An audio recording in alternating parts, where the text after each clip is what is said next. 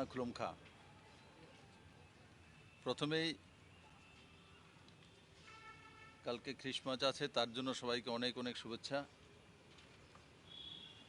আপনাদের জীবন সুন্দর হোক, সুস্থ হোক, এটা কামনা করি। মাননীয় প্রধানমন্ত্রীর নেতৃত্বে 2018-তে ভারতীয় জনতা পার্টির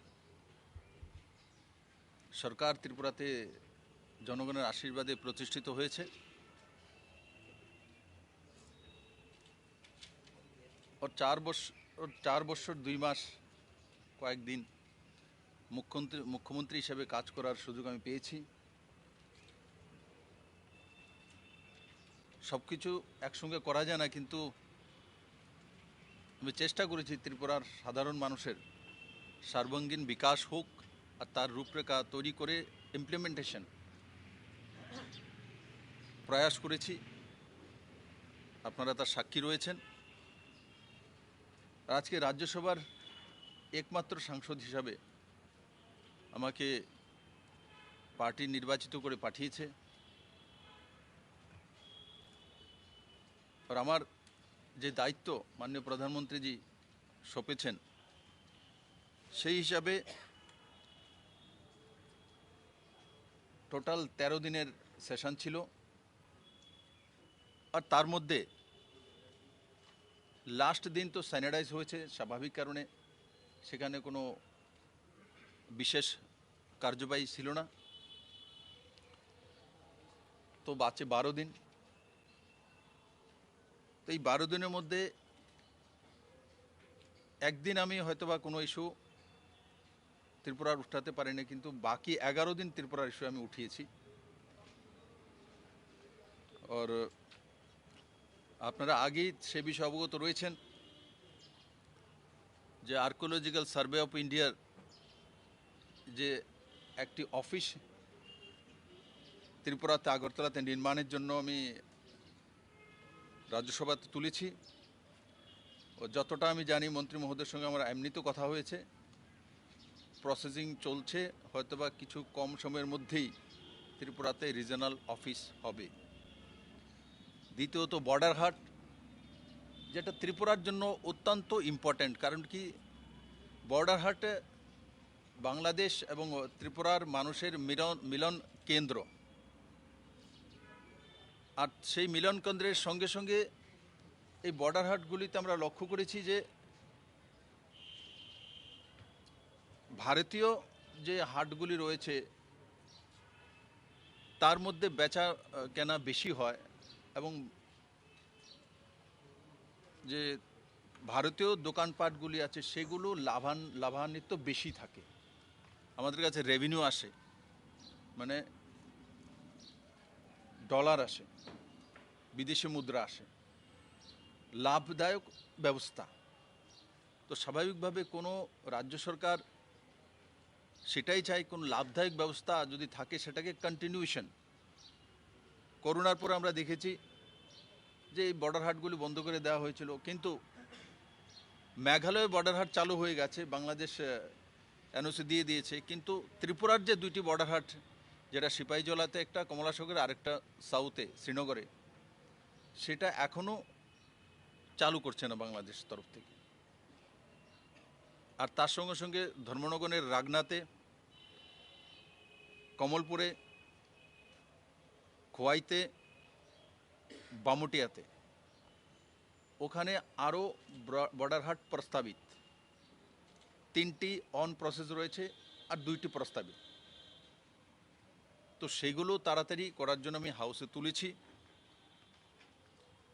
আমি বিশ্বাস করি খুব কম সময়ে যেই চালু বর্ডার হাটগুলো 2টি রয়েছে সেগুলো খুব কম সময়ে চালু হবে, তাতে ত্রিপুরার মানুষ লাভান্বিত হবে।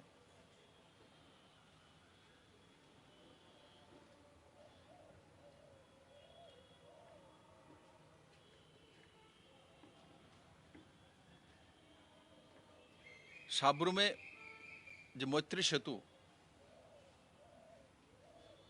গত মার্চে দোনো প্রধানমন্ত্রী ভার্চুয়ালি চালু করেছেন, কিন্তু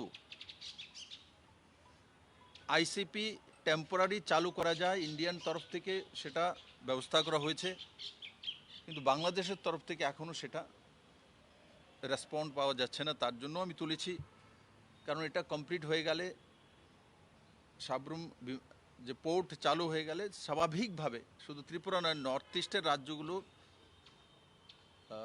বাণিজ্যিক যে ব্যবস্থা তাতে আমূল পরিবর্তন আসবে। তো সেটা যাতে কম সময়ের মধ্যে চালু হয় সেটাও আমি হাউসে তুলেছি।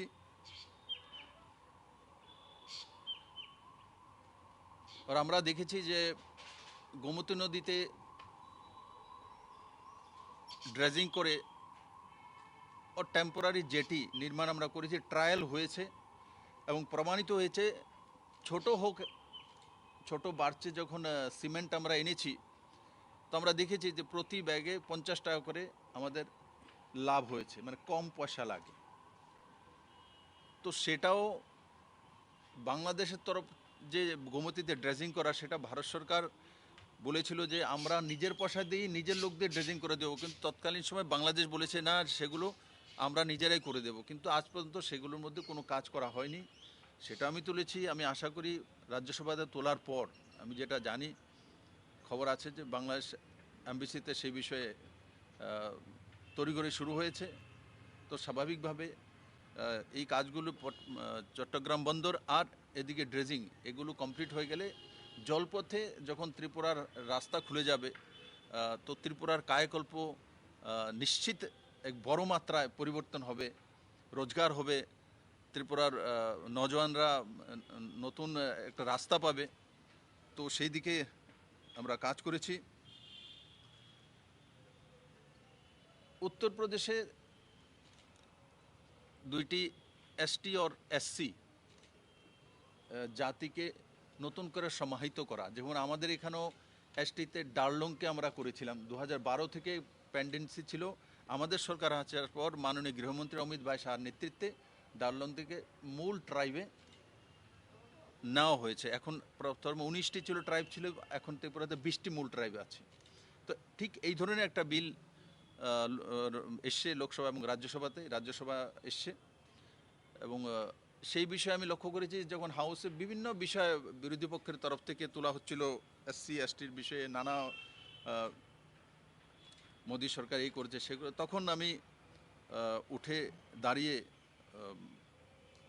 নর্থ ইস্টের বিষয়ে তুলেছি। এবং যেটা বাস্তব, মাননীয় প্রধানমন্ত্রীজির নেতৃত্বে নর্থ ইস্টের জনজাতিদেরকে আর অনুসূচিত জনজাতি এই দুইকেই সম্মানের সঙ্গে তার ডেভেলপমেন্ট, সেটা নরেন্দ্র মোদীর নেতৃত্বে অষ্টলক্ষ্মী হিসাবে করা হয়েছে। আজকে নর্থ ইস্টে 4টি মুখ্যমন্ত্রী এসটি আছে ভারতীয় জনতা পার্টির কাছে, অন্য কোনো পার্টির কাছে নেই। সবচাইতে এসটি এসসি মিনিস্টার, কর্পোরেটর, বিধায়ক, এমপি ভারতবর্ষের মধ্যে কোনো পার্টির কাছে আছে, ভারতীয় জনতা পার্টির কাছে আছে। গুজরাতে একবার ইলেকশন হলো, আপনারা দেখেছেন লগভগ 90% যে এসটি সিট ভারতীয় জনতা পার্টি জিতেছে। নর্থ ইস্টের যে বিশেষ করে এসটিদেরকে একসময় এক্সট্রিমিস্ট চেহারা, মানে নর্থ ইস্ট মানে ইনসার্জেন্সি, এভাবে দেখা হতো। মাননীয় প্রধানমন্ত্রীর নেতৃত্বে আজকে সেই জায়গাতে নেই। এক ডেভেলপিং চিন্তাধারা এবং এসটি এসসিদের সহকারে পুরো নর্থ ইস্টবাসী এক সম্মান সৃজন। এখন রাজ্যসভা যেমন আমি গিয়েছি, কেরালা থেকে শুরু করে জম্মু কাশ্মীর শুরু করে মণিপুর থেকে গুজরাট পর্যন্ত আমি দেখেছি এই 13 জনের যে সেশন ছিল, তার মধ্যে এমন একটা দিন নেই যে এখানে ত্রিপুরার নাম ওঠেনি, নর্থ ইস্টের নাম ওঠেনি। এবং আমি গর্ববোধ করি আমাদের কে লক্ষ্মণজি, যিনি রাজ্যসভার এমপি তেলেঙ্গানা থেকে, উনি এবার যখন সাপ্লিমেন্টারি বাজেটের উপরে ডিসকাশন হচ্ছিল, উনি নর্থ ইস্ট এবং ত্রিপুরার সম্বন্ধে তুলেছেন, তেলেঙ্গানার মেম্বার অফ পার্লামেন্ট। তো এই যে নর্থ ইস্টের উন্নয়ন আর নর্থ ইস্ট সম্বন্ধে এত বড় হাউসে বলা, এটা প্রথমবারের মতো নরেন্দ্র মোদীর কারণ হয়েছে। আর সেটা নিশ্চিত প্রশংসনীয় এবং নর্থ ইস্টের মানুষের জন্য অত্যন্ত সম্মানের বিষয়। এনইসির যে ফান্ড অ্যালোকেশন 60% যে ফান্ড অ্যালোকেটেড হয় স্টেট ওয়াইজ, 12% আমরা ত্রিপুরাতে পাই, কিন্তু সেটা ঠিকভাবে অ্যালোকেশন হচ্ছে কিনা সেই বিষয়ে আমি তুলেছি। তো আমি আশা করি যে আমাদের 12% যেটা রয়েছে সেটা কমপ্লিট আমাদেরকে দেবে, মন্ত্রীজি আশ্বাস করেছেন, এবং এছাড়া আরও ফান্ড ত্রিপুরাকে দেওয়ার জন্য উনি আশ্বস্ত করেছেন। কৈলাসহর এয়ারপোর্ট অনেক দিনের আমাদের ডিমান্ড, আর কৈলাসহর এয়ারপোর্টের বিষয়ে আমি বিস্তারিত তুলেছি সাপ্লিমেন্টারি কোশ্চেনে, এবং আমি আনস্টার্ড কোশ্চেনও রয়েছে, আপনাদের কাছে কপি দেওয়া হয়েছে। মন্ত্রীজি আশ্বস্ত করেছেন যে কম সময়ের মধ্যে কৈলাসহর এয়ারপোর্টের জমিনের যে বিষয়টা সেটাকে সমাধান করে তারপরে যেটা টেন্ডার হোক আর যে এস্টিমেট বাজেট সেই দিকে যাবে। তো সেটা ত্রিপুরার জন্য একটা নতুন দিক নিয়ে আসবে। আমরা নতুন এয়ারপোর্ট যে মহারাজা বীর বিক্রম কৃষ্ণ মানিক্যের নতুন এয়ারপোর্ট আমরা আগরতলাতে পেয়েছি, আমরা সবাই অনুভব করি যে এয়ারপোর্টটা হওয়াতে ত্রিপুরার যে এক স্ট্রেচার, এক সম্মান, এক যে ত্রিপুরার মানুষের যেটা বলে এক সুন্দর ভবিষ্যৎ দিকে যাচ্ছে, এয়ারপোর্টে নামলেই তখন মানুষের মধ্যে ফিলিং হয় যে এটা, অনেকে এসে বলে এটা কি ত্রিপুরাতে এসে পৌঁছে গেছি না ব্যাঙ্গালোরে পৌঁছে গেছি বা মুম্বাইতে। এই যে ব্যাঙ্গালোর মুম্বাই যে মেট্রো সিটি ছিল সেখানেই এই ধরনের এয়ারপোর্ট হতে পারে, নর্থ ইস্টের ছোটো স্টেটে হতে পারে না, সেই ধারণা নরেন্দ্র মোদী পাল্টিয়ে দিয়েছেন। এবং তার সঙ্গে সঙ্গে এত ছোট স্টেট হওয়ার পরেও কৈলাসহরের জন্য অ্যাগ্রি হয়ে গেছে আবার এয়ারপোর্ট করবে অতটাই খরচা করে। তার জন্য আমি মাননীয় প্রধানমন্ত্রীজিকে আর সিভিল এভিয়েশন মিনিস্টারকে ধন্যবাদ জানাই। আর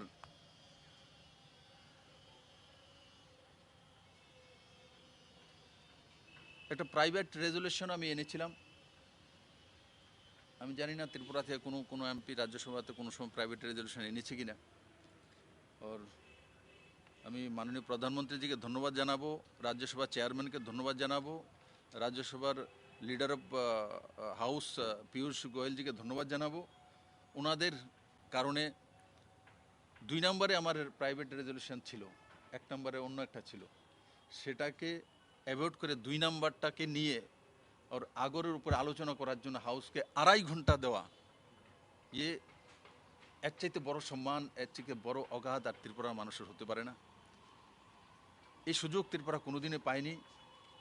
আর আগর বোর্ডের জন্য যেটা আমি তুলেছি, আর সেটা ত্রিপুরাকে 2 থেকে 3 হাজার কোটি টাকার ইকোনমি দেবে মিনিমাম, তৈরি আছে।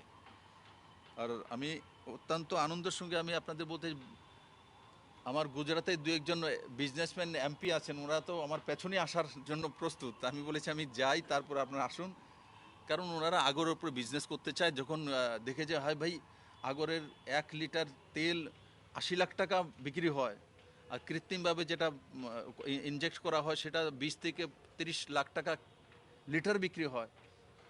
আমি তোলার সময় বলেছিলাম এই হাউসে হয়তো অনেকে জানেন না, বাস্তবে জানতেন না। তো আজকে ত্রিপুরার নাম এক সুন্দর জায়গা নরেন্দ্র মোদী পৌঁছে দিয়েছেন। এতটা সময় দেওয়া একটা ছোট্ট রাজ্যকে, আমি পার্লামেন্টের মিনিস্টারকেও ধন্যবাদ জানাই ও চেয়ারম্যানকেও ধন্যবাদ জানাই আর পীয়ূষ গোয়েলজিকেও ধন্যবাদ জানাই। একলব্য বিদ্যালয় বিষয়ে সাপ্লিমেন্টারি আমি তুলেছি যে সময়ের মধ্যে যাতে একলব্য বিদ্যালয়গুলি, বড় মাত্রা আগে 4টে ছিল, এখন 18টা 20টাও চলছে, সেগুলি যাতে সময়ের মধ্যে শেষ হয়।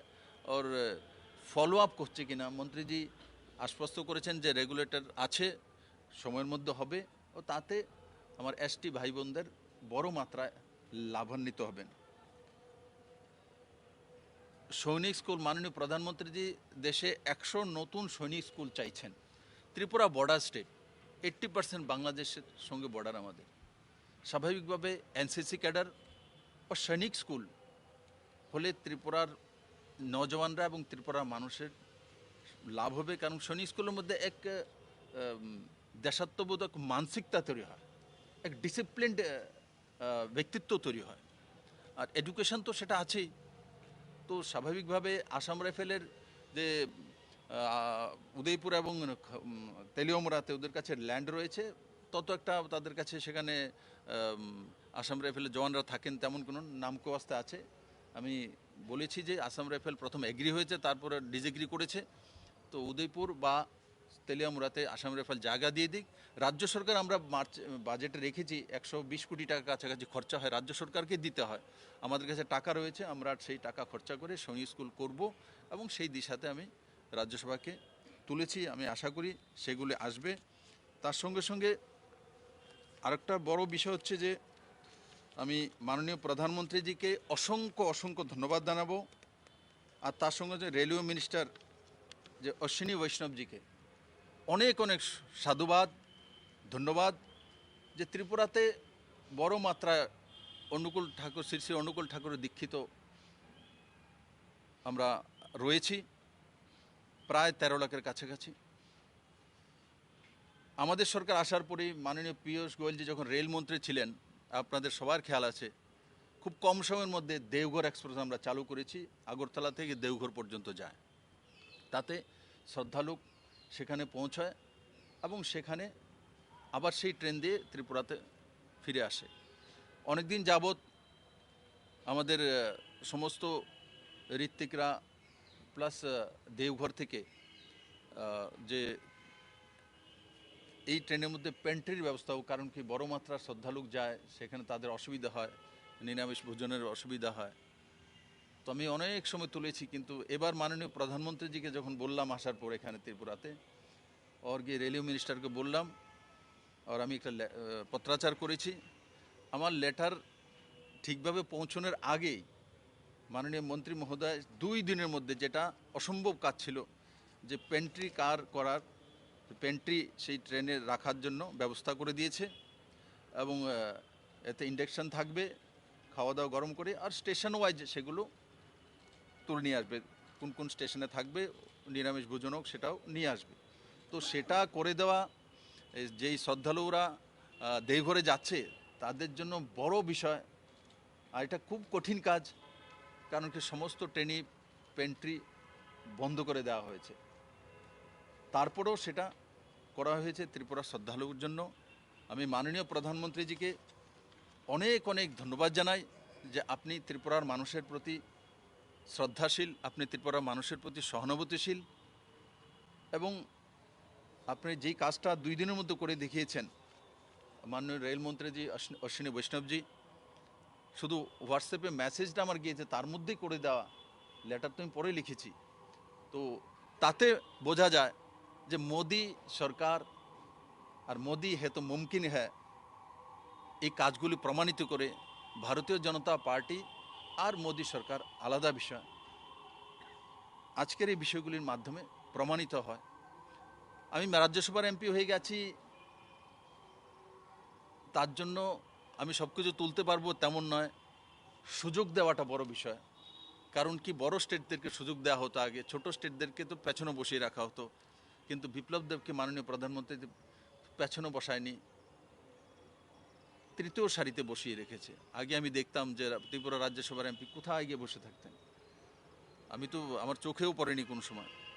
কিন্তু আজকে মাননীয় প্রধানমন্ত্রীদের আশীর্বাদে এবং ভারতীয় জনতা পার্টির নর্থ ইস্টের প্রতি যে পজিটিভিটি, তার কারণে বিপ্লব দেবকে সামনে রাখেনি, ত্রিপুরাকে সামনে রেখেছে, নর্থ ইস্টকে সামনে রেখেছে। এটা হচ্ছে সোচ। বিপ্লব দেব এক ব্যক্তি আসে যায়, কিন্তু রাজ্য চিরতরে থাকবে আমাদের। তো এত বড় সম্মান আমি পেয়েছি, আমি চিরকৃতজ্ঞ আমার পার্টির প্রতি, মাননীয় প্রধানমন্ত্রীদের প্রতি। আর তার সঙ্গে সঙ্গে আপনাদের মাধ্যমে আমি সমস্ত ত্রিপুরাবাসীর কাছে আবেদন করব, আমি আমার সাংবাদিক ভাই বোনদেরকে এবং হাউসদেরকেও নিবেদন করব, 2018-তে সবাই মিলে সাথ দিয়েছিলেন, এক উৎসবের মহলে ভারতীয় জনতা পার্টি সরকার এসছে, জাতি জনজাতি মিলে মিশে স্বতঃস্ফূর্তভাবে এই সরকারটা তৈরি করেছে, আমাকে মুখ্যমন্ত্রী বানিয়েছেন। 2018-তে চলো পাল্টাই নাড়াতে আমাকে মানুষ চলো পাল্টাই ম্যান হিসেবে জানতো। আমি যখন গ্রামে যেতাম, বিপ্লব দেব আমাকে বলতো না, কোনো ছেলে দেখলে ও দেখো চলো পাল্টাই যা রা, তো আমার নামই চলো পাল্টা হয়ে গেছিল। তো আজকে মাননীয় প্রধানমন্ত্রীর নেতৃত্বে পুরো ত্রিপুরাবাসীর কাছে আমি আবেদন করি, এইভাবে তোলার যে বিপ্লব দেব সুযোগটা পেয়েছে, ত্রিপুরা মানুষ খুশি আমি জানি। এই সুযোগ কিন্তু মাননীয় প্রধানমন্ত্রী নরেন্দ্র ভাই মোদী বিজেপি সরকার বলে দিয়েছে, অন্য সরকার হলে সম্ভব ছিল না। ওই পেছনের সারিতে বিপ্লব বসে থাকতো, হয়তোবা বৎসরে একদিন যদি কোনো কিছু তোলার সুযোগ পেত তো পেত। আজকে এই সুযোগটা পেয়েছে, এই প্ল্যাটফর্মটা পেয়েছে মাননীয় প্রধানমন্ত্রীর জন্য ভারতীয় জনতা পার্টির সরকার থাকার কারণে। আর তার জন্য আমি নিবেদন করব, আগামী 23-এ যে নির্বাচন আসছে, 2018-তে আমরা মুক্তির লড়াই লড়েছি, মুক্তির জন্য ভারতীয় জনতা পার্টিকে ভোট দিয়েছে ত্রিপুরা মানুষ, মুক্তি চাইছিল। এবার ভবিষ্যৎ নির্মাণ, ভবিষ্যতের জন্য বিজেপি চাই, ত্রিপুরার ভবিষ্যতের জন্য ভারতীয় জনতা পার্টি চাই, বিজেপি চাই, নরেন্দ্র ভাই মোদী চাই। কি মোদী ভবিষ্যৎ দিতে পারে, প্রমাণিত। রাজ্যসভাতে এবার প্রমাণ করে দিয়েছে, ত্রিপুরার ভবিষ্যৎ যদি কেউ দিতে পারে তো নরেন্দ্র ভাই মোদী দিতে পারে। তার জন্য আপনাদের মাধ্যমে পুরো ত্রিপুরাবাসীর কাছে আমার নিবেদন, আবেদন, কাজে ত্রুটি ভালো খারাপ হতেই পারে, কিন্তু ভবিষ্যৎ তো মোদিই তৈরি করতে পারবে। তার জন্য আপনারা সবাই মিলেমিশে, যেভাবে 18-তে আমরা যেই মুক্তির সংগ্রামটা লড়েছি, এবার ভবিষ্যতের সংগ্রামটা লড়ব। আর মোদির হাতে ত্রিপুরাকে তুলে দিয়ে সুন্দর ভবিষ্যৎ আমাদের ছেলে মেয়েদের হোক, আমাদের ফিউচার জেনারেশন হোক, এটাই আমি ত্রিপুরাবাসীর কাছে নিবেদন করছি। আর আমার বিশ্বাস ত্রিপুরাবাসী সেই দিশাতে কাজ করবে, কোথাও কোনো কনফিউশন হওয়ার দরকার নেই। মোদিদের নেতৃত্বেই ত্রিপুরাতে আবার সরকার আসবে, আমার পূর্ণ বিশ্বাস। আর ভবিষ্যৎ নির্মাণ যদি কেউ করতে পারে, সেটা নরেন্দ্র ভাই মোদী করতে পারে। বিপ্লব দেবকে রাজ্যসভাতে পাঠিয়ে মুখ্যমন্ত্রী বানিয়ে প্রমাণিত করেছেন যে ত্রিপুরার মানুষকে মোদিজি সম্মান করেন, ত্রিপুরার মানুষকে চেনেন, বোঝেন। আর তার সঙ্গে সঙ্গে লোকসভাতে ড্রাগসের উপরে একটা ডিসকাশন হয়েছে, মাননীয় গৃহমন্ত্রীজি তুলে ধরেছেন পুরো দেশের মধ্যে নেশামুক্ত ত্রিপুরার স্লোগান 2018-তে এসে আমিই দিয়েছিলাম মাননীয় প্রধানমন্ত্রীর নেতৃত্বে। আর আজ মাননীয় গৃহমন্ত্রীজি লোকসভাতে যখন পেশ করেছেন ডেটা, তার মধ্যে দেখেন পুরো দেশের মধ্যে ড্রাগসের উপরে সবচেয়ে বেশি কাজ যদি কোনো সরকার করে রয়েছে, ত্রিপুরা সরকার নেশামুক্তিতে করেছে। শুধু 18 না, 18, 19, 20, 21 সমস্ত ডাটা প্রমাণিত করে সবচেয়ে ড্রাগসের উপরে যদি কোনো সরকার কাজ করেছে, মহিলাদের সুরক্ষার কাজ করেছে, তো ভারতীয় জনতা পার্টি ত্রিপুরা সরকার কাজ করে, যে সরকার প্রমাণিত। তাই আপনাদের মাধ্যমে আবারও আমার করজোড়ে নিবেদন সমস্ত ত্রিপুরাবাসীর কাছে, আমি আসবো আপনাদের কাছে। কাল থেকে আমি ত্রিপুরার গ্রামে গঞ্জে যেভাবে 18-তে আমাকে দেখেছে আপনারা দেখবেন, আমি আপনাদের সবার সহযোগিতা চাই। আর আপনাদের মাধ্যমে ভারতীয় জনতা পার্টি যারা কার্যকর্তা আছে, তাদের মধ্যে অনেক সময় সব কী হলো না হলো এগুলো নিয়ে একটু হয় ঝামেলা। আসবো আমি আপনাদের কাছে, যাব। যতটা আমাকে 18-তে পেয়েছেন, 17-তে পেয়েছেন, 16-তে পেয়েছেন, এবার আমার হাউস শেষ, আমি চলে এসেছি। হরিয়ানাতে আমি যাব, হরিয়ানা চিফ মিনিস্টারকে কালকে আমি বলে দিয়েছি, পেহেলে ত্রিপুরা তারপর হরিয়ানা। আগে ত্রিপুরা জিতে নেই, মোদিজিকে লাগবে, মোদিজি ছাড়া ত্রিপুরা ভবিষ্যৎ হবে না। মোদি না থাকলে ত্রিপুরার কথা বিপ্লব দেবার রাজ্যসভাতে ওঠার কোনো সুযোগ নেই। আর মোদি না থাকলে ত্রিপুরার আর ইনফ্রাস্ট্রাকচার ডেভেলপমেন্টের কোনো সুযোগ নেই। মোদি না থাকলে ত্রিপুরার এডুকেশনাল যে ডেভেলপমেন্ট হচ্ছে তার কোনো চান্স নেই। মোদি না থাকলে ত্রিপুরার মানুষের কাছে কোনো স্বপ্ন নেই। তার জন্য আবারও আমি করজোড়ে নিবেদন করছি ত্রিপুরাবাসীকে, আসুন সবাই মিলে ভবিষ্যতের জন্য ভারতীয় জনতা পার্টির সরকার গড়ি। ধন্যবাদ। আমাকে কিছু জিজ্ঞাসা করলে করতে পারেন।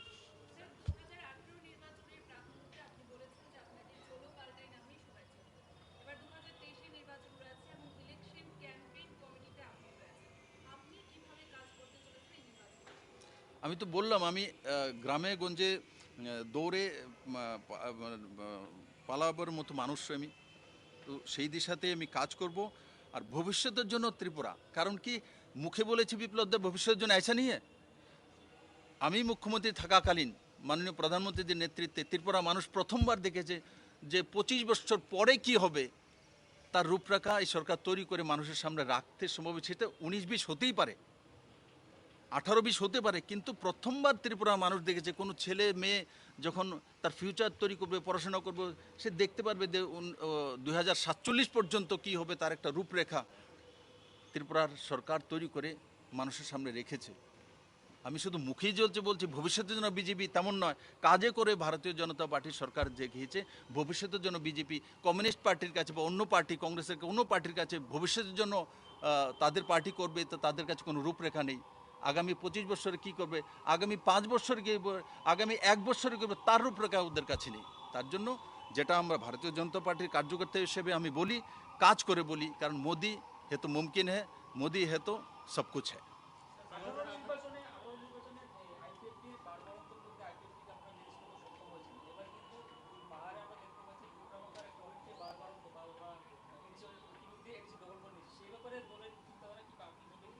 দেখুন, এডিসি দখল করে নিয়েছে, আমরাও তো 12টা সিটে প্রতিনিধিত্ব করেছি, 10টা সিট জিতে এসেছি, তো স্ট্রাইক রেট আমাদের এর চাইতে ভালো।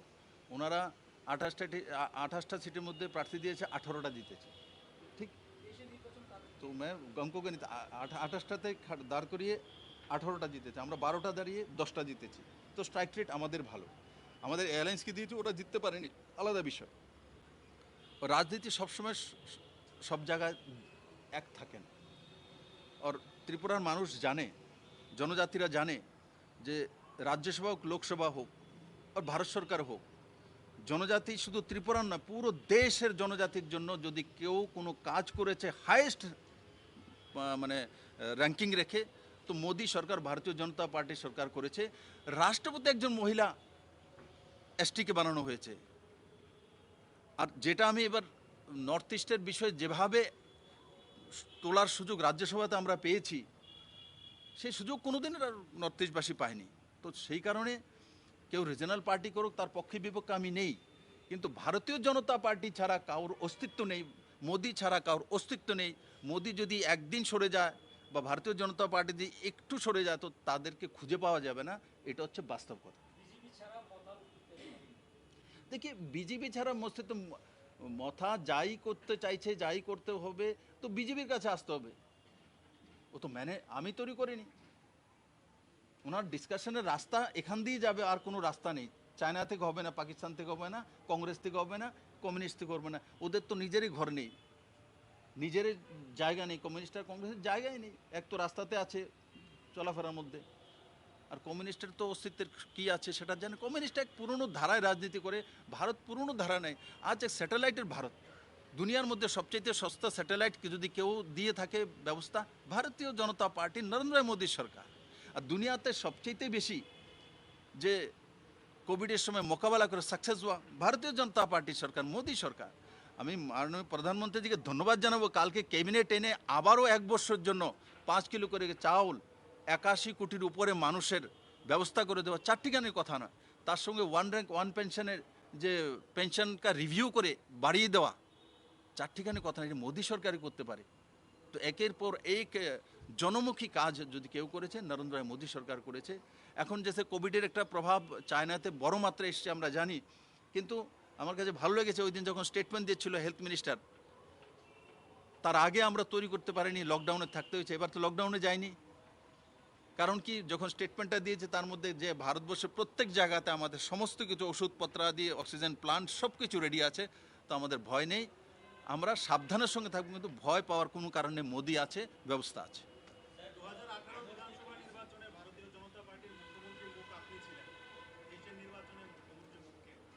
দেখুন, মাননীয় প্রধানমন্ত্রীর নেতৃত্বে আমরা ইলেকশন লড়ব, ঠিক। আমরা 18 তো মাননীয় প্রধানমন্ত্রীর নেতৃত্বেই লড়েছি। নরেন্দ্র ভাই মোদী আমাদের মূল চেহারা নয়, উনি ভারতবর্ষের মানুষের ভবিষ্যৎ দ্রষ্টা। ওনার কাছে 130 কোটি ভারতবাসীর যে ভবিষ্যৎ নির্ভর করে, আর মোদী মাননীয় প্রধানমন্ত্রীজি সেটা বোঝেন এবং সেই হিসেবে কাজ করেন, আর কাজ করে ইমপ্লিমেন্ট করে সাকসেস হয়ে দেখিয়েছেন। তার জন্য মোদিজির বিকল্প কোনো কিছুই নেই। আমি বিলুনিয়াতে গিয়েছিলাম, একটা কার্যক্রম বলছিলাম ভবিষ্যতের জন্য বিজেপি, তখন আমি 3টে প্রশ্ন করে পাবলিককে বলেছি, আচ্ছা বলুন তো, আপনার ছেলে মেয়ে আছে, ভবিষ্যতের জন্য বিজেপি বলছি, আমার নেতা তো মোদি, তো আপনার ছেলে মেয়েকে মোদির কাছে দেবেন, না রাহুল গান্ধীর কাছে দেবেন, না সীতারাম ইয়েচুরির কাছে দেবেন? সবাই বলছে মোদির কাছে দেবো, এদের কাছে দিলে কি হবে? মানুষ এটা বুঝে তার ভবিষ্যৎ কার হাতে দেওয়া উচিত। মোদির কাছে দিলেই ভবিষ্যৎ স্বয়ংসম্পূর্ণ থাকবে, সাকসেস হবে, এটা মানুষ, ত্রিপুরা মানুষ বুদ্ধিমান, বোঝে। চাই সেটা জনজাতি হোক, অনুসূচিত জনজাতি হোক, আর সাধারণ ত্রিপুরা মানুষ হোক।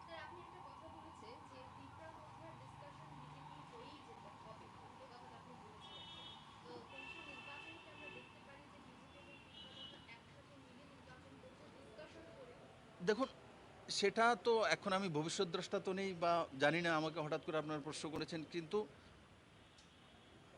যেটা ওনারা চাইছেন বা বলছেন সে বিষয়টা কার সামনে রাখবেন? ভারতীয় জনতা পার্টির কেন্দ্র সরকার। তো সেই কারণে আমি বলছি, কারণ কি রাস্তা তো ওখানে। ওর তারপরও আমি যতটা বুঝি আমাদের মূল লক্ষ্য হচ্ছে যে ত্রিপুরার সুন্দর ফিউচার নির্মাণ করা। কমিউনিস্ট পার্টি ফিউচার নির্মাণ করতে পারে না, ফিউচার ধ্বংস করতে পারে, প্রমাণিত। আমি কোনো ব্যক্তিগতভাবে কোনো কমিউনিস্ট নেতার বিরোধী নেই, কারণ কমিউনিস্টের কাছে ফিউচারের প্ল্যান নেই, কমিউনিস্টের কাছে চাঁদার প্ল্যান আছে। এখন শুনেছি আমি দিল্লি থেকে আসার আগে এখন অ্যাডভার্টাইজমেন্ট দিয়ে অনলাইনে চাঁদা চাইছে, তো ওরও ব্যবস্থা আছে। কিন্তু ফিউচার নির্মাণ করবে কীভাবে, চট্টগ্রাম বন্দর কীভাবে তৈরি করবে, নতুন এয়ারপোর্ট কীভাবে তৈরি করবে, তারপরে ট্রাইবালদের ডেভেলপমেন্ট কীভাবে হবে, 1300 কোটি টাকার স্কিম এনে এডিবি থেকে ট্রাইবালদের ওভারঅল ডেভেলপমেন্ট কথা চিন্তা করা, এইগুলো ন্যাশনাল হাইওয়ে করা, এগুলো ভারতীয় জনতা পার্টি সরকার করতে পারে, মানুষ বোঝে, এবং সেই দিশাতে ভারতীয় জনতা পার্টির সরকার কাজ করেছে।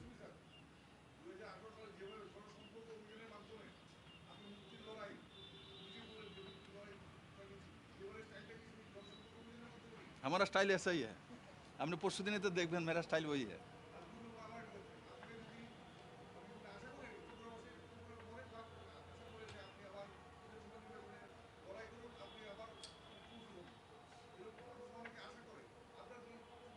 দেখুন, মুখ্যমন্ত্রীর নির্ণয় পার্টি তৈরি করে, পার্টি হাইকমান্ড তৈরি করে।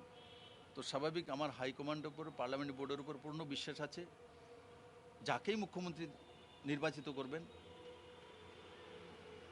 ভারতীয় জনতা পার্টির নেতৃত্ব সক্ষম, সঠিক সিদ্ধান্ত নেবেন, এবং যেটা মানুষের বিষয় আপনি বললেন, ত্রিপুরার মানুষ যেটা চাইছে মোদিজি সেই কাজই করছে, আগামী দিনে সেটা প্রমাণিত হবে।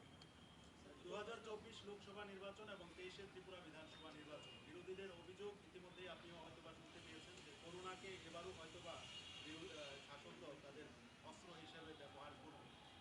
এই পরিস্থিতিতে আপনার কি বক্তব্য? দেখুন, এগুলো হচ্ছে নির্বাচন হারার আগে বাহানা করা। নির্বাচন হেরে যাবে তার জন্য আগেই থেকে এগুলো শুরু করে দিয়েছে। এখনও নির্বাচন ঘোষণা হয়নি, ঘোষণার আগেই যদি এগুলো বলেছে, মতলব এরা হেরে গেছে। ভাই, কোভিড হোক, জ্বর হোক আর টাইফয়েড হোক, যারা জিতে টাইফয়েডও জিততে পারে, জ্বরও জিততে পারে, করোনাতেও জিততে পারে। উত্তরপ্রদেশেও তখন করোনার প্রভাব ছিল, উত্তরপ্রদেশে ভারতীয় জনতা পার্টির একক সংখ্যাগরিষ্ঠ সরকার এসছে, করোনার প্রভাব ছিল, তো ওখানেও প্রবলেম হচ্ছিল। এবং যোগীজির উপরে আরোপ লাগানো হচ্ছিল, যোগীজি সঠিকভাবে করতে পারছে না, মানুষ খেপে গেছে, এইবার বিজেপিকে শেখাবে। বিজেপিকে কি শিখিয়েছে? যোগীজিকে আবার সরকার বানিয়ে দিয়েছে। তো মানুষ জানে, মহিলারা জানে, নজওয়ানরা জানে যে ভবিষ্যৎ কোথায় আছে, সেই দিশাতে কাজ করবে। আর যেটা আপনি বলছেন বিরোধীরা যদি এই আরোপ শুরু করে দিয়েছে, তার মানে বিরোধীরা ময়দান ছেড়ে দিয়েছে।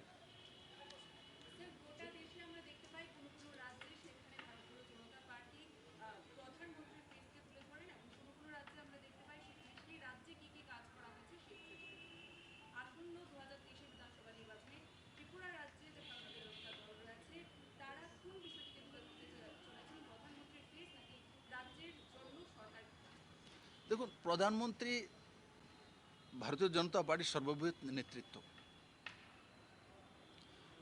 মোদির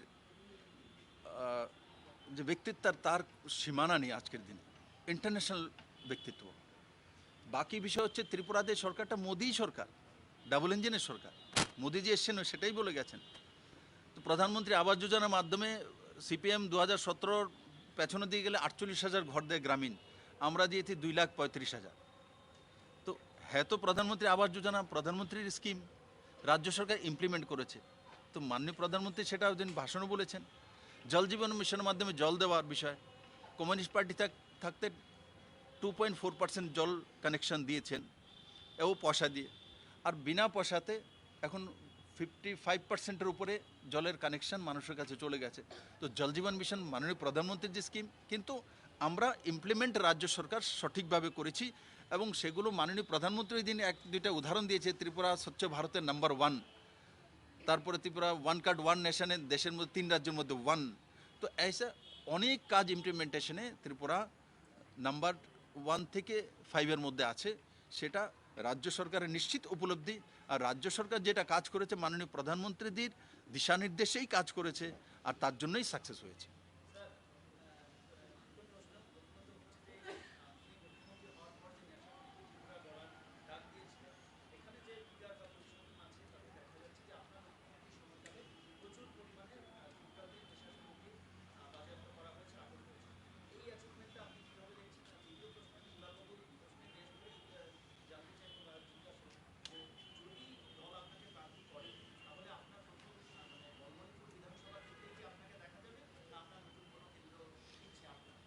দেখুন, আমি তার আগেও বনমালীপুরে যখন আমি প্রতিদ্বন্দ্বিতা করেছি, আমাদের দুলালদা চাইতেন যে আমাকে দুলালদা ব্যক্তিগত বলেছে আপনি বর্ধালিতে দাঁড়ান। আমি বলি দুলালদা আমি তৈরি করতে পারবো না, নির্ণয় তো পার্টি নে, আমি তো অন্য জায়গায় যেতে চাইছিলাম। কিন্তু তৎকালীন সভাপতি আদরণীয় অমিত ভাই শাহজি বলেছেন না তুমি বনমালীপুরেই দাঁড়াও, তো ওনার নির্ণয় হয়েছে। এখনও নির্ণয় মাননীয় প্রধানমন্ত্রীজি, গৃহমন্ত্রীজি और সর্বোপরি পার্টি প্রেসিডেন্ট জেপি নাড্ডাজি নেবেন। ওনারা যে নির্ণয় করবেন সেটা ত্রিপুরার হিতে হবে, বিপ্লব দেব সেটা বুঝে আর সেটা জানে।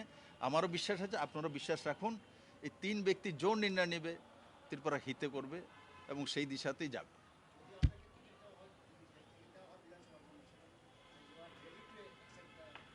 দেখুন, আমাদের পার্টিতে টিকিট অ্যাকসেপ্ট করার না অ্যাকসেপ্ট করার মতো সিস্টেম নেই। পার্টি যেটা বলে সেটাই করবে। বিপ্লব দেবকে রাজ্যসভাতে পাঠিয়েছে, বিপ্লব দেবকে বলেছে আমি যাচ্ছি না, বিপ্লব দেব চলে গেছে। যাওয়ার পরে ওখানে আমাকে সুযোগ দিয়েছে, এত বড় প্ল্যাটফর্ম পেয়েছে। সচমুচ আমি বলি, আমি রাজ্যসভাতে আমি অনেক সময় 17 বছর দিল্লিতে ছিলাম আর ওই ফিল্ডেই ছিলাম, কিন্তু রাজ্যসভা হাউসে বসে ডিসকাশন করা আর পুরো ভারত দেখা, ওখানে বসলে পুরো ভারত দেখা যায়। আর আলাদা আলাদা কেরালার এমপি এক ধরনের বলছে, ত্রিপুরার একজন, আসামের একজন, জম্মু কাশ্মীরের একজন, পুরো ভারত ওখানে দেখা যায়। ও ক্লাস হ্যাঁ, ডিবেট ইয়ে খুলতা है वहाँ। তো যেটাই করেছেন মাননীয় প্রধানমন্ত্রীজি, যাই করেন ভালো করেন, ও আগামী দিনও ত্রিপুরা মানুষের ভালো হবে, সুন্দর ভবিষ্যৎ তৈরি হবে, এটা আমার বিশ্বাস।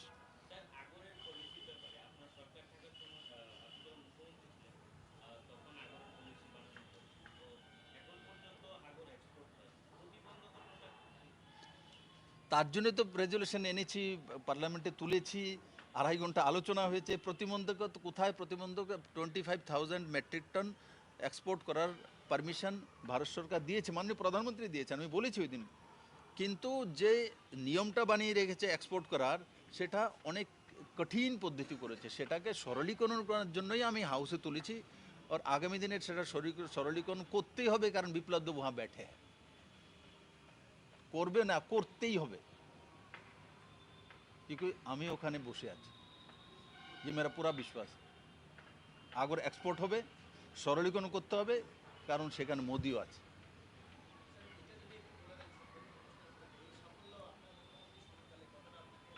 দেখুন, স্বাভাবিকভাবে 2018-তে নেশামুক্ত ত্রিপুরার স্লোগান আমরা তুলেছি এবং মহিলারা বড় মাত্রা সাপোর্ট করেছে সেটা, এবং মহিলাদের আশীর্বাদ আমি আজকেও পাই, আর তখনও পেয়েছিলাম ওনাদের সাপোর্ট। যে এই ধরনের উদাহরণ আছে যে কেউ ড্রাগস নিয়ে যাচ্ছিলেন অটোর মধ্যে, 3 মহিলা মিলে ধরে নিয়েছে, ধরে পুলিশকে খবর দিচ্ছে আসো ভাই ওকে ধরেছি। তো এই এই ধরনের স্বতঃস্ফূর্ততার কারণেই এই রেজাল্ট এসছে। এবং যেটা 18 থেকে শুরুয়াত হয়েছে, আমি বলবো সেটার গতি আরও বাড়া দরকার। কিন্তু ড্রাগস এমন একটা বিষয়, সেটা আমাদের যেই ভবিষ্যতের কথা আমি বলছি, ভবিষ্যতের জন্য বিজেপি, তো তো ভবিষ্যতের জন্য বিজেপি কেন, ইনফ্রাস্ট্রাকচার ডেভেলপমেন্ট, হেলথ, এডুকেশন, তার জন্য নাকি ড্রাগসের জন্য? ড্রাগসকে শেষ করতে হবে, ওগুলোর দিকে ধাবিত হতে হবে, স্পোর্টসের দিকে ধাবিত হতে হবে, আর সেই দিশাতে আমরা কাজ করছি। আমি আশা করি যেই কাজটা আমরা 2018-তে নেশামুক্ত ত্রিপুরা স্লোগান্তরে শুরু করেছি সেটা প্রমাণিত। কিন্তু তাতে আমরা স্যাটিসফাইড নই যে আমরা নিজেরা স্বতঃস্ফূর্তভাবে, সে জার্নালিস্ট হোক, ওকিল হোক, পুলিশ ব্যবস্থা হোক, জুডিশিয়ারি ব্যবস্থা হোক, কোনো জায়গায় যাতে কারোর তরফ থেকে কোনো নেগলেন্সি না হয়, এই ধরনের সঙ্গে যারা যুক্ত থাকে, যে কোনো পার্টির হোক, তাদের উপর কার্যবাহী করা উচিত এবং সিজ করা উচিত এবং তাদের শাস্তি পাওয়া উচিত।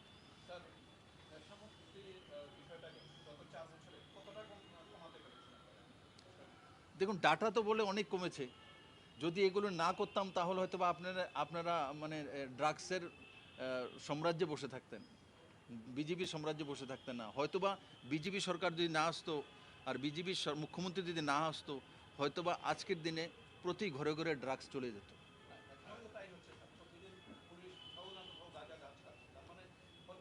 দেখুন কাটছে হচ্ছে, কিন্তু যেটা আমি বললাম ডেটা প্রমাণিত করে পুরো অল ওভার ইন্ডিয়ার মধ্যে নাম্বার ওয়ানে রয়েছে, তো এমনিতে তো হয়নি, এমনিতে তো হয়নি, কিন্তু সেটা আমরা এসে তৈরি করেছি তেমন নয়। বিগত 25-30 বছর যাবৎ সেগুলো ডেভেলপ করেছে, কেউ তার মধ্যে কোনো কার্যবাহী করেনি। তার আগে সিজার কত ছিল, কতটা কেস হয়েছে, কতজনকে অ্যারেস্ট করেছে, কতজনের জেল হয়েছে। তো এগুলি প্রমাণিত করে যে কোনো একটা ব্যবস্থা যখন একটা লম্বা সময় যখন চলে, সেই ব্যবস্থাটা ব্যবস্থিতভাবে চলে যায়। তো সেটাকে আবার নতুন করে তৈরি করার সময় লাগে, এবং ভারতীয় জনতা পার্টির সরকার প্রথম দিন থেকে তার বিরুদ্ধাচারণ করছে এবং আগামী দিনও করতে থাকবে।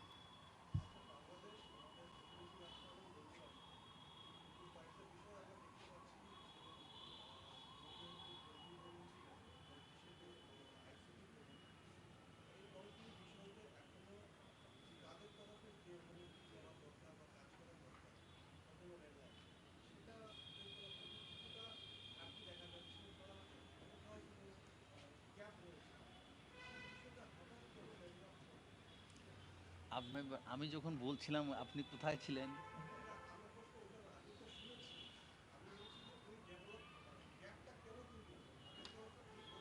দেখুন অনীহাটা কেন হচ্ছে সেটা তো বসে এক রাষ্ট্রের বিষয়ে এখানে দেওয়া উচিত নয়, কিন্তু সেই কাজটা করে নেওয়ার ক্ষমতা থাকতে হবে। আর মোদি সরকারের কাছে সেই ক্ষমতা বা ক্ষমতা আছে, এটা আমি বিশ্বাস করি। এখন রাজ্যসভাতে সেগুলো সবগুলো তুলে ধরেছি। আমার বিশ্বাস কম সময়ের মধ্যে তাদেরকে এগুলো করতে হবে। এবং বাংলাদেশ এবং ভারতবর্ষ শুধু বন্ধু না, এক সাংস্কৃতিক বন্ধন রয়েছে আমাদের সঙ্গে। তো সেটা প্রত্যেক দেশেরই একটা কাজকর্ম করার একটা সিস্টেম থাকে। তো স্বাভাবিকভাবে যেখানেই প্রবলেম হয়েছে, নিশ্চিত বাংলাদেশ সরকার এগুলো রাজ্যসভাতে ওঠার পর ধ্যান দিতে হবে, সেটা বাধ্যতামূলক। স্যার, এখনো নির্বাচনে, দেশের নির্বাচনে আপনারা আপনাদের পারফরমেন্স নিয়ে কতটা নিশ্চিত এবং কটা সিট আপনারা জয়লাভ করবেন বলে নিশ্চিত করেন? দেখুন আমাকে জিজ্ঞাসা করলে তো আমি বলবো 60-60, 60-60। তো এই কারণে কোনো পলিটিশিয়ানকে জিজ্ঞাসা করা কত জিতবেন, যে যে একটা সিটও জিতবে না তাকে জিজ্ঞাসা করলে করবো সরকার বানাচ্ছি। এবার আপনি অ্যাসেস করবেন যে সরকার কে বানাতে পারে। এখন আমি কোন কোন পার্টি বলবো না, এমন আছে যে একজনের পার্টি, তো একজনের পার্টি হলো উনি রাষ্ট্রীয় প্রেসিডেন্ট, ঘোষণা দেয় নিজেকে। তো ও জিজ্ঞাসা করলে বলে ত্রিপুরাতে ইলেকশন, বলে হ্যাঁ সব সিট জিতবে। ইলেকশনে কোনো দল কোনো দিন বলে যে আমি ইলেকশনে হারবো, তাহলে তো সে কোনো দিন প্রতিদ্বন্দ্বিতা করতে পারবে না, তার কাছে লোকই আসবে না। যে এক্কা দুক্কা ছিল এরাও ছেড়ে চলে যাবে। তার জন্য কোনো রাজনৈতিক দলকে আপনি জিজ্ঞাসা করবেন কত সিট পাবেন, সবাই বলবে 60-এর মধ্যে 60। কিন্তু শাসক দল আমরা আমরা 60-এর মধ্যে কত পাবো সিট, সেটা আপনারা তার জন্য অ্যাসেসমেন্ট করতে পারবেন। করোনার মোকাবেলা বিজেপি সরকারই করেছে, ইনফ্রাস্ট্রাকচার ডেভেলপমেন্ট বিজেপি করেছে, ভবিষ্যৎ বিজেপি দিতে পারে। ত্রিপুরাতে যে বাজেট, যেটা কমিউনিস্ট সরকার থাকাকালীন 2017-তে যেটা 14,000 কোটি টাকার বাজেট ত্রিপুরার হতো, আজকে প্রায় 27,000 কোটি টাকার কাছে বাজেট নিয়ে গেছে। ক্যাপিটাল এক্সপেন্ডিচার বাড়িয়েছে, ট্যাক্স রেভিনিউ কালেকশন বাড়িয়েছে, জিএসডিপি বাড়িয়েছে, পার ক্যাপিটা ইনকাম বাড়িয়েছে, পার ক্যাপিটা ইনকাম কৃষকদের বেড়েছে, এডুকেশনাল যে হায়ার এডুকেশনের যে মান তা বেড়েছে, ট্রিপল আইটির রেজাল্ট 100% প্লেসমেন্ট হয়েছে, 1,25,00,000 টাকা করে প্যাকেজ করে। এগুলো প্রমাণ করে যে ভারতীয় জনতা পার্টি হি ব্যবস্থিত সরকার দিতে পারে এবং ফিউচার দিতে পারে। হ্যাঁ, আমার তো এমনি তো খিদা বেশি, আমি দেখেন রোববারে বেরিয়ে যাই মানুষের বাড়ি থেকে ভাত খাই, তো সেই কারণে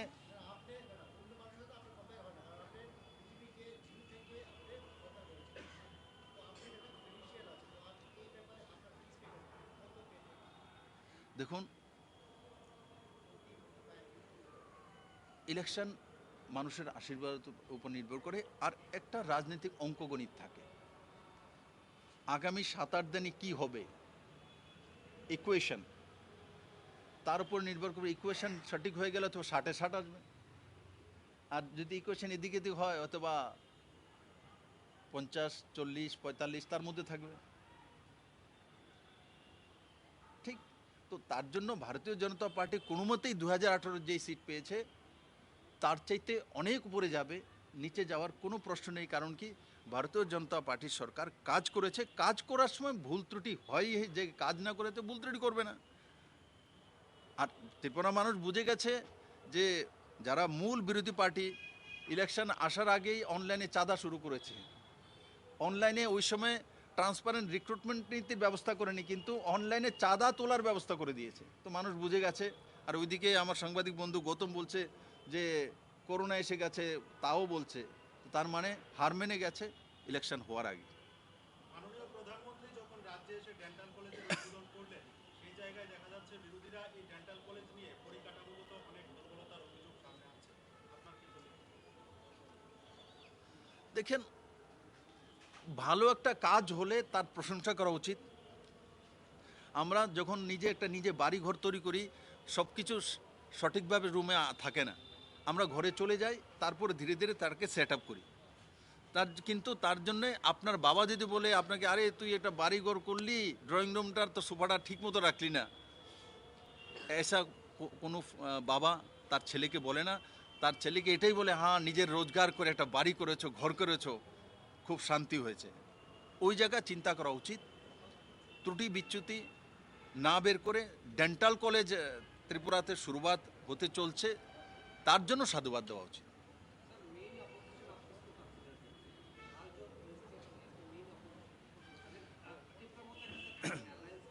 मेन अपोजिशन तो यहाँ कम्युनिस्ट पार्टी है, प्रमाणित है, क्योंकि उनके पास 15 सीट है, और साथ ही साथ हर जगह पे इनके कार्यकर्ता हैं। तो इस हिसाब से देखें तो कम्युनिस्ट पार्टी मूल अपोजिशन है हमारे। बाकी कांग्रेस और बाकी सब पार्टी के यहाँ कोई अस्तित्व नहीं है, और थर्ड पार्टी को यहाँ कोई वोट नहीं देता। देखिए, वो उत्थान पतन वो सब चलता रहता है। ये सब उत्थान होता है, पतन होता है। मैंने देखा, ये चाहे तो आपको आईएनपीटी हो, ट्यूजीज हो, आईपीएफटी हो, ऐसा हमारे प्रदेश में रीजनल पार्टी बनती है और अपना अपना दायित्व निभाती है, और समय समय पर इसका चेहरा भी हम लोगों ने देखा है, और त्रिपुरा का जनता भी जानते हैं, और वो सब दल में जो नेता है इनको भी इसके बारे में जानकारी है।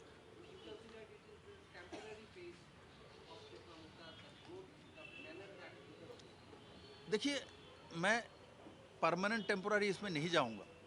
मुझे जो कहना मैंने आपको स्पष्टता के साथ बताया, ये प्रमाणित है जो मैंने कहा।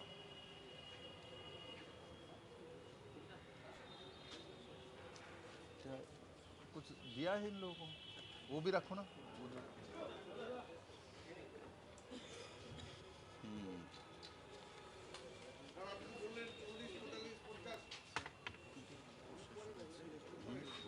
বর্ধনের সমস্যা দিয়ে লাগছে।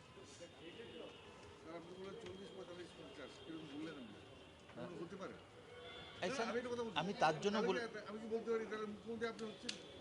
नहीं ऐसे ऐसे मुख्यमंत्री तो पार्टी तय करता है। चिंता मत करो, काम करो। मोदी है तो मुमकिन है, बस उतना ही लिखना। और মনে রাখেন যে আমার যেই জায়গা নিচ্ছে, जहां बॉयसे सर्वोत्तम स्थान दिए। ঠিক আছে। राज्यसभा में ऐसा नहीं होता जो एक ही एमपी को बार बार बोलने दिया जाता।